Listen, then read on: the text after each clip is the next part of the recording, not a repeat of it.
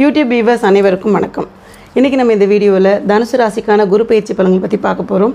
வருகின்ற ஜூன் மாதம் 2ஆம் தேதி 2026 அன்றைக்கி பார்த்திங்கன்னா நமக்கு மிதுன ராசியில் இருக்கக்கூடிய குரு பகவான் கடக ராசிக்கு இடப்பெயர்ச்சி அடைய போகிறார். கடக ராசியில் உச்சம் பெற்று உட்கார போகிறாரு. தனுசு ராசிக்கு 8ஆம் வீடு. அஷ்டமத்தில் குரு வராரே அப்படின்ற மாதிரியான எந்த கவலையுமே தேவையில்லை. அஷ்டமத்தில் சுபகிரகம் உட்கார காரணத்தினால அளப்பரிய ஆதாயங்களை கண்டிப்பான முறையில் கொடுத்தே தீர்வார். தனுசு ராசிக்கான பலன்களை பற்றி பார்த்துடலாம்.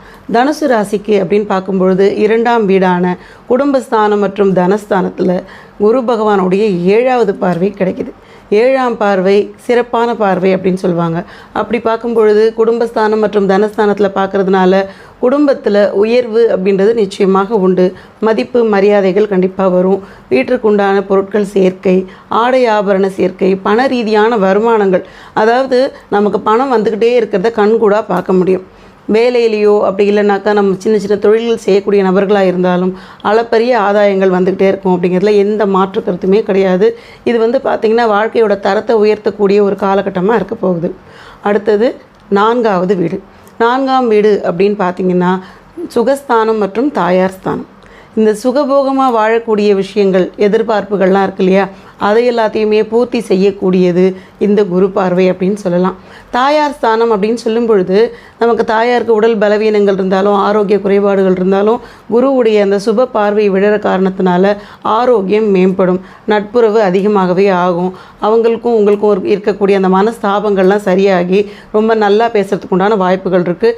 அனுகூலமான காலமாக இருக்க போகுது.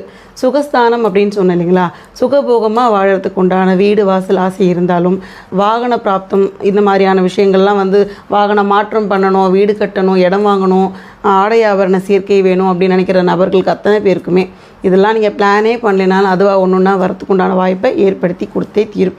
ஏன்னா இந்த வருஷம் பார்த்திங்கன்னா நிறைய ஆதாயங்களை பார்க்க போகிறது தனுசு ராசிக்காரர்கள் அப்படின்னு சொல்லிக்கலாம். ஏன்னா 2ஆம் வீடு 4ஆம் வீடு இந்த 2 வீடுமே ஒரு சிறப்பான ஒரு இடம் அப்படின்னு சொல்லலாம். இந்த இடத்துல குருவுடைய பார்வை வர்றதுனால பணம் 10 வழியில் வரும் அப்படின்னு சொல்லுவோம் இல்லையா, அந்த மாதிரி வரத்துக்கான அதிருஷ்ட வாய்ப்புகள் நிறையவே இருக்குது. அதனால் ரொம்ப நிதானமாக உங்களுடைய கடமைகளை கரெக்டாக செஞ்சுக்கிட்டே இருங்க. அதிருஷ்டங்கள் உங்களை தேடி வரதான் போகுது. அடுத்ததாக 8ஆம் வீடு. 8ஆம் வீடு அப்படின்னு பார்த்தீங்கன்னா அஷ்டமஸ்தானம். அஷ்டமஸ்தானத்தில் முழு சுபகிரகர் உச்சம் பெற்று உட்கார்ற காரணத்தினால நமக்கு ஆயுள் விருத்தி கண்டிப்பான முறையில் மேம்படும்.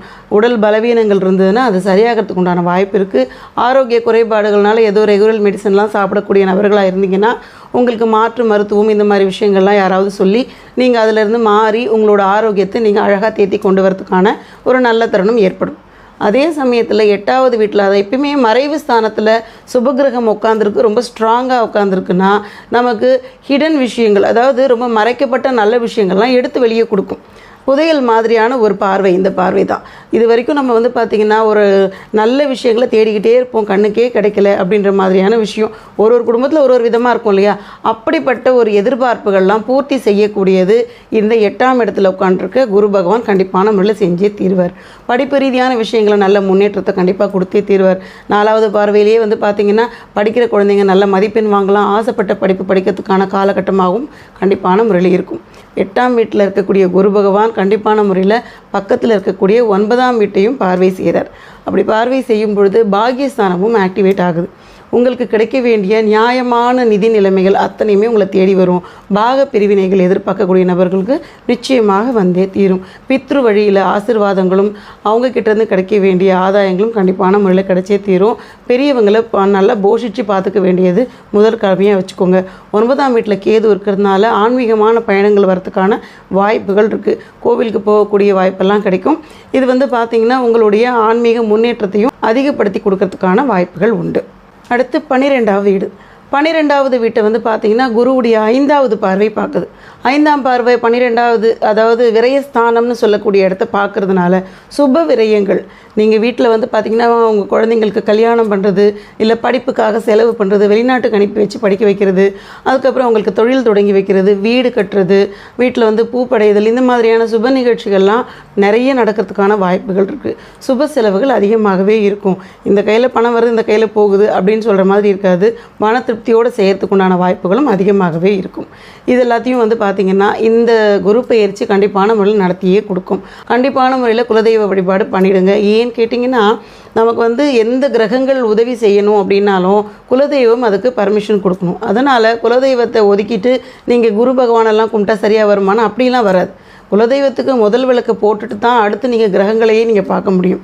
அதோடு சேர்த்து என்ன பண்ணணும்னா பிரகஸ்பதின்னு சொல்லக்கூடிய நவகிரகங்கள் இருக்கக்கூடிய குரு பகவானுக்கும் அதே காரகத்துவத்தெல்லாம் வச்சுருக்கக்கூடிய தட்சிணாமூர்த்திக்கும் 2 விளக்கு ஏற்றி மாதத்தில் ஒரு வியாழக்கிழமையாவது வழிபாடு செய்யுங்க. அளப்பரிய ஆதாயங்களும் நல்ல சிறப்பான பலன்களும் கண்டிப்பான முறையில் கிடைச்சே தீரும். இந்த வீடியோ உங்களுக்கு பிடிச்சிருந்தா லைக் பண்ணுங்கள், ஷேர் பண்ணுங்கள், சப்ஸ்கிரைப் பண்ணுங்கள். டவுட் இருந்தால் கமெண்ட் பண்ணுங்கள். நன்றி, வணக்கம்.